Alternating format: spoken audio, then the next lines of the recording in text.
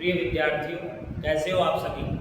कक्षा 12 हिंदी अनिवार्य विषय के अंतर्गत आज हम नई कविता के प्रमुख हस्ताक्षर कवि कुंवर नारायण की जो आपके पाठ्यक्रम में दूसरी कविता दी हुई है, बात सीधी थी पर, उसका भावार्थ, उसकी व्याख्या देखेंगे। आइए विद्यार्थियों, क्या है इस कविता में, रुक करते उस कविता का। प्रिय विद्यार्थियों, कविता को पढ़ने से पहले कुछ बिंदु हैं जिन पर आपकी जो जानकारी है वो होनी आवश्यक है।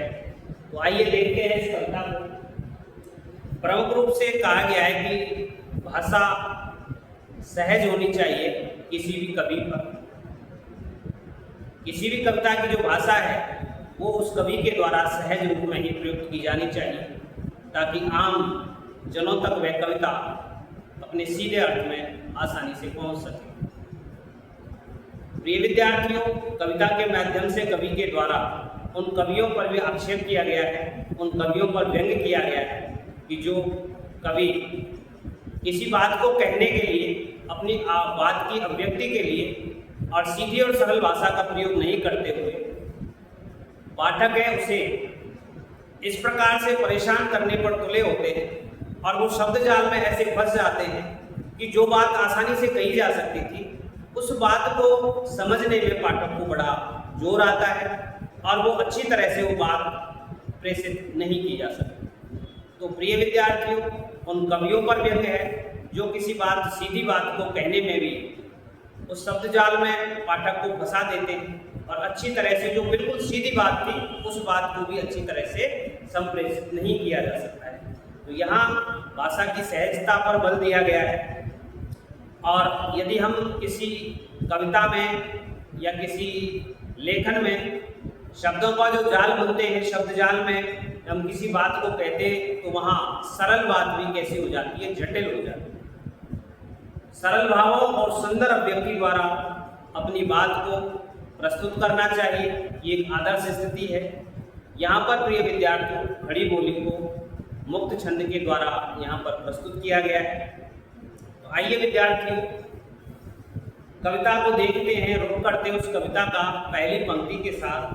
बात सीधी थी पर एक बार भाषा के चक्कर में जरा टेढ़ी फंस गई। बात सीधी थी पर भाषा के चक्कर में जरा टेढ़ी फंस गई। भाषा के चक्कर में अर्थात भाषा के प्रभाव में, भाषा के कारण, उस भाषा के कारण अर्थात उस टेढ़ी भाषा के कारण, उस शब्दों के जाल के कारण कोई सरल बात थी वो कैसी फंस गई है, टेढ़ी फंस गई है, उसके प्रभाव में वो आ गई। कहने का तात्पर्य यह है, बात सीधी थी पर एक बार भाषा के चक्कर में जरा टेढ़ी फंस गई। कवि कहता है, कुंवर नारायण जी कहते हैं कि मेरे मन में एक सीधी और सरल बात थी जिसे मैं कहना चाहता, परंतु भाषाई प्रभाव दिखाने के प्रयास में कि लोग क्या कहेंगे कि ये जो कवि है वो इतनी सीधी सीधी पंक्तियों को लिख देता है, ऐसी पंक्तियां तो हम ही लिख सकते हैं। तो ऐसी उस बात को बढ़ाने के लिए, अपना भाषाई प्रभाव जमाने के लिए लेखक ने क्या किया, यहाँ पर प्रिय विद्यार्थियों उन कवियों पर व्यंग है जो सीधी बात को कहने के लिए सरल भाषा प्रयोग कर सकते थे, लेकिन भाषाई प्रभाव जमाने के लिए वो ऐसे ऐसे शब्दों का प्रयोग कर देते हैं कि सामान्य जो जन है वो उस भाषा को, कविता को सहज रूप से समझ नहीं पाता है। तो ऐसा कहने पर, शब्द जाल में फंसाने पर उस कविता में नए नए शब्द और भाषाई प्रभाव जमाने के लिए उस सरल बात को कहना भी कठिन हो गया और वो उन जो जटिल जो बात है, वो जो जटिल शब्द हैं उनको प्रस्तुत करने के कारण जो सरल बात थी वो भी कैसी हो गई, कठिन हो गई है, जटिल हो गई, जरा टेढ़ी फंस गई।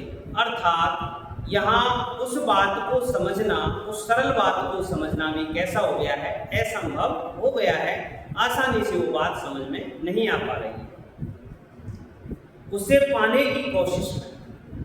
अर्थात उस कविता में जो सरल भाव दिया गया था और जिसे शब्द जाल का प्रयोग करके कठिन और नीरस बना दिया गया था, लेकिन उस सरल बात को प्राप्त करने के लिए भाषा को उल्टा पलटा, अर्थात किसी शब्द के स्थान पर जो सरल शब्द होना चाहिए था, जो भाषा को सरल रूप में प्रस्तुत कर सकता था, उसमें विभिन्न प्रकार के युग्म शब्दों का प्रयोग किया गया, शब्दों को बदलने का प्रयास किया गया। देखिए, भाषा को उल्टा पलटा, तोड़ा मरोड़ा, यहाँ पर जो युग्म शब्द हैं इनका प्रयोग कवि ने सार्थक रूप से किया है कि भाषा को उल्टा पलटा, तोड़ा मरोड़ा, अर्थात शब्दों को बदलने का प्रयास यहाँ पर किया गया। घुमाया फिराया, अर्थात काट छांट करके आगे पीछे उन शब्दों को रखा कि बात या तो बने या फिर भाषा से बाहर आए। अर्थात ये कोशिश की वो किस प्रकार से अपना सरल भाव प्रस्तुत करें वो कविता। तो इस प्रकार से मैंने क्या किया कि उन कविता के भाव शब्दों को बार बार इधर उधर किया, आगे पीछे किया, तोड़ा मरोड़ा, लेकिन और उसका कारण ये था कि भाषा के जंजाल से वो छूट करके वो बात है, वो कविता है, वो अपने सरल रूप में आ जाए। लेकिन इससे भाषा के साथ साथ बात और भी पेचीदा होती है। लेकिन ऐसा करने के चक्कर में कि मैं इस कविता को सरल बना सकूं, उन शब्दों को हटाऊं, उनके स्थान पर दूसरे शब्दों का प्रयोग करूं, लेकिन मेरे ऐसे कार्य करने के कारण वो जो बात है वो कैसी हो गई है, और भी जटिल हो गई है। आगे देखिए, पेचीदा होती चली गई, अर्थात कविता को सरल रूप में व्यक्त नहीं किया जा सका, अर्थात स्थिति और भी खराब हो गई और अधिक वो बात जटिल हो गई। जो सरल बात थी वो भी कैसी हो गई है, जटिल हो गई है। उसका कारण क्या है? उसका कारण यह है कि उन शब्दों के स्थान पर जो जटिल लग रहे थे, आमजन की समझ से परे थे, उन शब्दों के स्थान पर दूसरे शब्दों को प्रयुक्त करने के कारण वो जो कविता है वो कैसी हो गई है, और भी जटिल हो गई है। सारी मुश्किलों को धैर्य से समझे बिना मैं पेज को खोलने के बजाय उसे बेतरह कसता चला जा रहा। प्रिय विद्यार्थी, यहाँ उर्दू मिश्रित शब्दावली है वो प्रयुक्त की गई है, जिससे पेज है और बेतरह है। तो यहाँ एक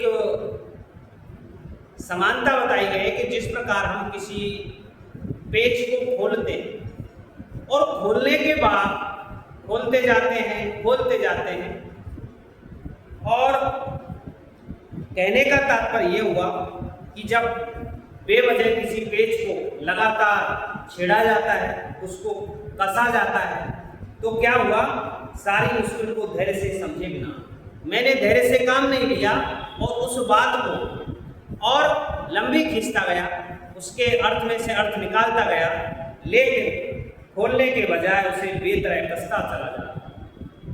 कई बार हम क्या करते हैं आम जीवन में भी कि किसी पेज को खोलने का काम है, उस खोलने के बजाय उसको हम उल्टी तरफ से क्या है कसते चले जाते हैं, तो खुलने के बजाय वो पेज कैसा हो जाता है, टाइट हो जाता है, और वो स्थिति कैसी हो जाती है, पेज के टूटने की जैसी स्थिति हो जाती है।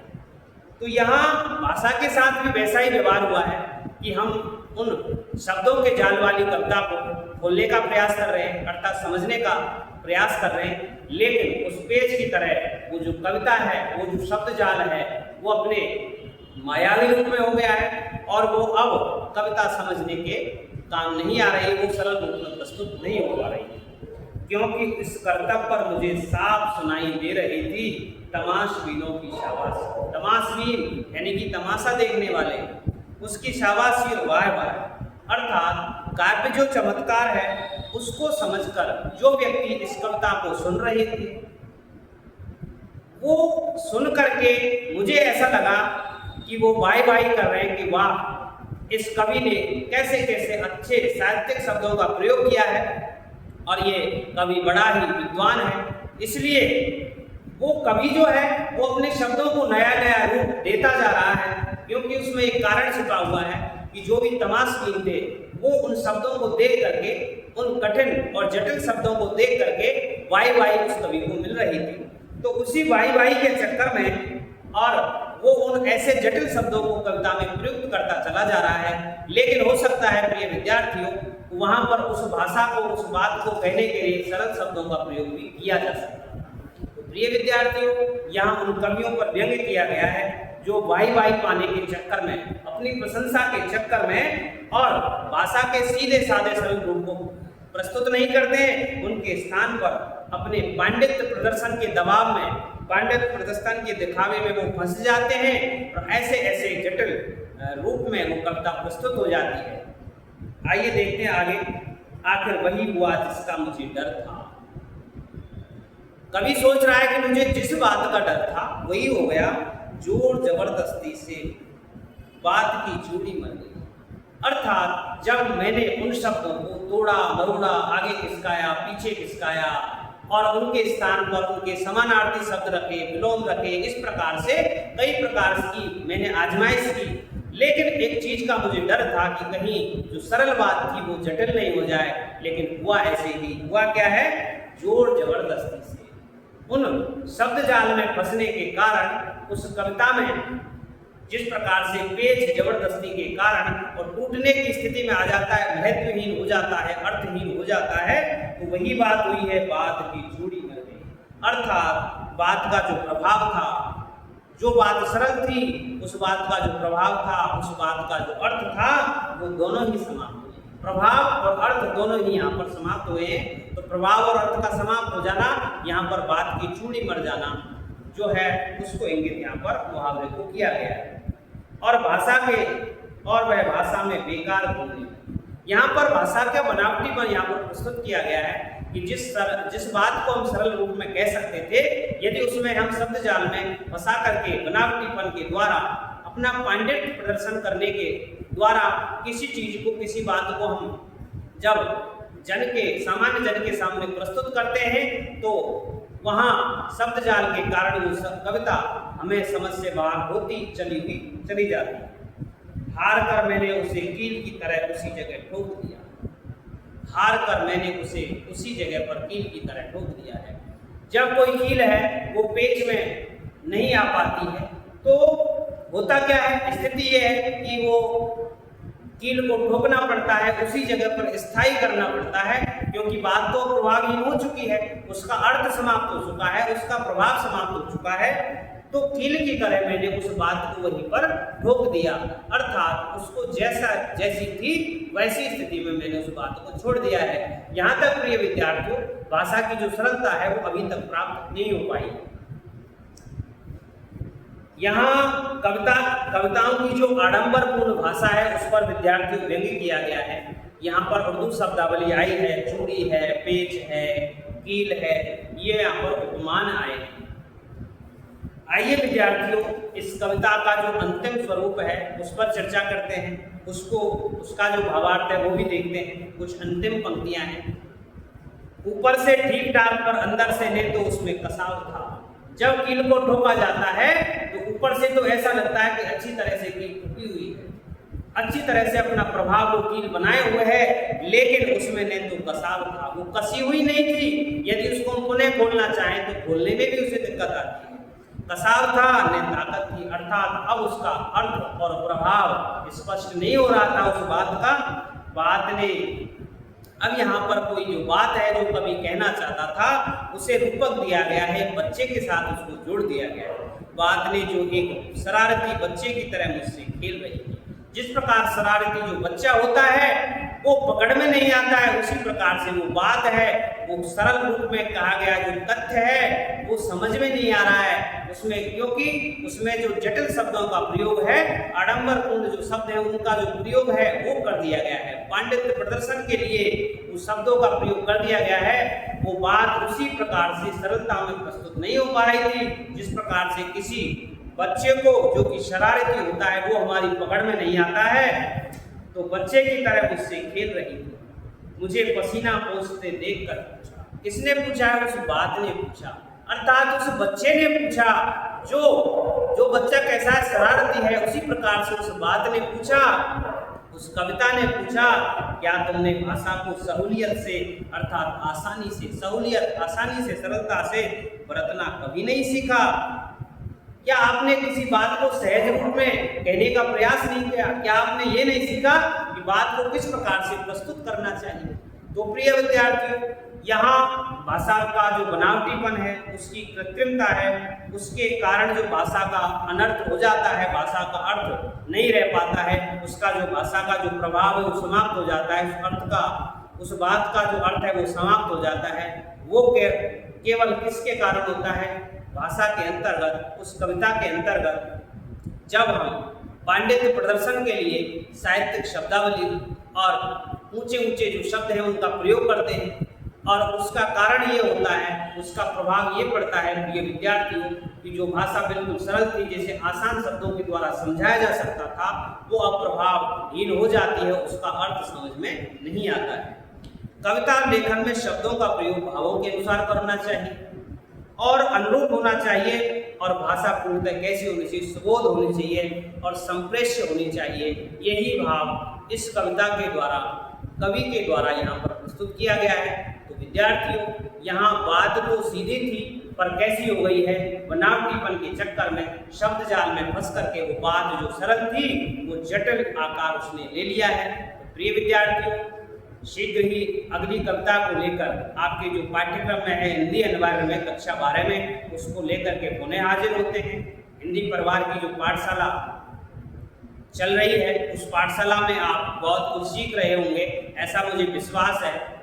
तो आपसे अंत में यही गुजारिश है कि आप इस चैनल को अधिक से अधिक सब्सक्राइब करने में मदद करें, शेयर करें, कमेंट्स करें, ताकि हिंदी का जो प्रभाव है उन बच्चों तक पहुंच सके जो दूर दराज में बैठे हुए हैं और अपने अच्छे अंक प्राप्त करने में वो सफल हो सके। तो यहाँ कविता के वजूद को लेकर के कविता थी, बात सीधी थी पर। तो प्रिय विद्यार्थियों, मिलते हैं अगले पाठ के साथ। जय हिंद।